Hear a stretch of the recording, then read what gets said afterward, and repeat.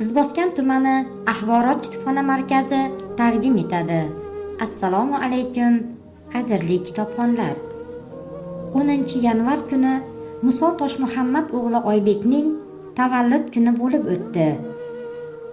Muso Toshmuhammad o'g'li Oybek shoir, yozuvchi, adabiyotshunos olim, jamoat arbobi, O'zbekiston SSSR Fanlar akademiyasi akademigi hamda xalq yozuvchisidir. Muso Toshmuhammad o'g'li Oybek 1905-yil 10-yanvarda Toshkent shahrida tug'ilgan. 1930-yil O'rta Osiyo davlat universitetini tugatib va oliy maktablarda siyosiy iqtisoddan dars berdi.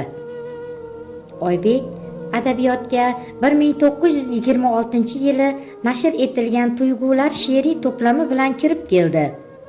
O'zbek xalqining 1916-yilgi milliy ozodlik qo'zg'oloni yozuvchining Qutlug'qon romanida tasvirlangan bo'lsa, Navoiy romanida u o'zbek adabiyotida birinchi bo'lib ulug' shoir va mutafakkir Alisher Navoiy obrazini yaratgan. Muso Toshmuhammad o'g'li Oybek 1968-yili 1-iyulda 63 yoshida vafot etdi. Oybek buyuk xizmatlari uchun ordeni bilan taqdirlangan. Qadrli kitobxonlar, jamg'armamizdan joy olgan Oybekning ushbu kitoblarini siz azizlar uchun o'qishga tavsiya etamiz.